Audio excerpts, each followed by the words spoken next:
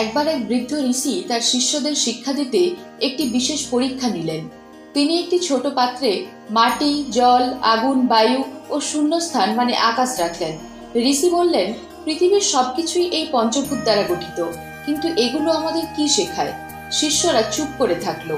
ঋষি মাটি হাতে নিলেন, বললেন, মাটি আমাদের শেখায় ধৈর্য আর সহনশীলতা। যেমন গাছ তার শেকড় দিয়ে শক্ত করে মাটিকে আঁকড়ে ধরে থাকে, তেমনি আমাদেরও জীবনের সমস্ত ঝড় সহ্য করে বাঁচতে শিখতে হবে। তিনি জল দেখিয়ে বললেন, জল শেখায় নম্রতা ও মানিয়ে নেওয়ার ক্ষমতা। জলকে যে পাত্রে রাখা হয় সেই পাত্রের আকার ধারণ করতে পারে। তেমন আমাদেরও পরিস্থিতি অনুযায়ী নিজেকে বদলাতে শিখতে হবে। আগুনের দিকে ইঙ্গিত করে বললেন, আগুন আত্মবিশ্বাসের প্রতীক। এটি যেমন অন্ধকার দূর করে চারিদিক আলোকিত করে তোলে, তেমনি আত্মবিশ্বাসী ব্যক্তি নিজের শক্তিতে উদ্ভাসিত হন ও অন্যদের অনুপ্রাণিত করেন। বায়ুর দিকে তাকিয়ে বললেন, বায়ু মুক্তি ও স্বাধীনতার প্রতীক। এটি শেখায় জীবনে কখনো সংকীর্ণতায় আবদ্ধ না হয়ে মুক্ত ও স্বাধীনভাবে বাঁচতে হয় ও নিজের লক্ষ্যের দিকে এগিয়ে যেতে হয়।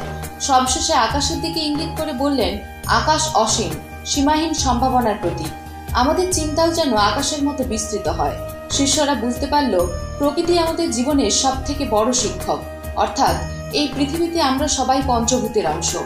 যদি আমরা মাটির মতো ধৈর্যশীল, জলের মতো নম্র, আগুনের মতো আত্মবিশ্বাসী, বায়ুর মতো স্বাধীন ও আকাশের মতো উদার হতে পারি, তাহলে জীবনে সত্যিকারের সাফল্য অর্জন করতে পারবো।